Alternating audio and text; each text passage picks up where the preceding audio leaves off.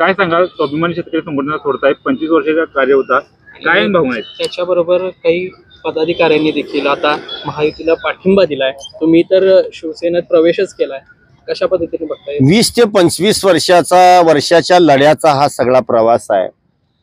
20 ते 25 वर्षाच्या लढ्याच्या प्रवासातून बाजूला जात असताना थोडंसं दुःख होणं स्वाभाविक आहे।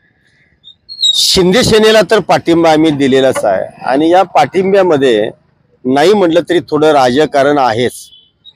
कारण चळवळीनं राजकारण करत असताना काही गोष्टीमध्ये थोडा आपल्या भूमिकेमध्ये थोडा बदल करायला हवा होता। राजकारण राजकारणाच्या ठिकाणी ठेवावं आणि चळवळ चळवळीच्या ठिकाणी ठेवावी आणि राजकारण हे राजकारणाच्या न्यायानं तुम्ही करायला पाहिजे। आज महाविकास आघाडी आणि महायुतीमध्ये जे जवळ आलेले जे तीन पक्ष आहेत, गेल्या 20-25 वर्षामध्ये हे सगळे एकमेकाच्या उरावरती बसलेले आहेत आणि परत आता एकत्र येऊन एक नवा सत्तेचा हे डाव मांडतायत। मग हे लोक जर एकत्र येऊन असा डाव मांडत असतील तर यांच्यातल्याच एका गटाबरोबर जाऊन आमचा डाव साधारणतः यशस्वी करण्यात गैर काय आहे, हीच आमची भूमिका होती। महाविकास आघाडी बरोबर किंवा महायुती बरोबर जाऊन महाराष्ट्रामध्ये स्वाभिमानीच्या रक्ताचे 4 वारसदार त्या विधानसभेच्या सभागृहात जावेत।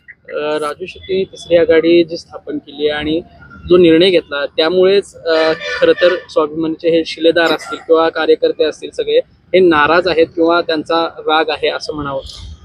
तिसरी आघाडी करणं गैर नाही, लक्षामध्ये घ्या। पण असा एक प्रयोग 2009ला रिडालोसचा आम्ही केलेला होता आणि तो याहीपेक्षा मजबूत होता। आताची तिसरी आघाडी आहे ना, याहीपेक्षा तो मजबूत होता। कारण त्याच्यामध्ये आठवले साहेब होते, पुन्हा त्यानंतर स्वाभिमानी शेतकरी संघटना होती, जयंत भाई त्याच्यामध्ये होते, असे सगळे मातब्बर सगळे मजबूत असे पक्ष होते।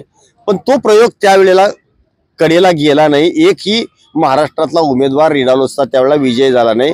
मी त्यावेळेला 2009ला राधानगरी बुदरगड मतदारसंघामध्ये निवडणूक लढवत होतो आणि आज आम्हाला असं वाटत होतं की कोणत्या तरी एखाद्या प्रवाहाबरोबर सूत जुळवूया, 4-2 जागा घेऊया, संघटनेची सगळी ताकद त्यांच्या पाठीमागे पणाला लावूया आणि त्यांना कुठेतरी विजयी करूया।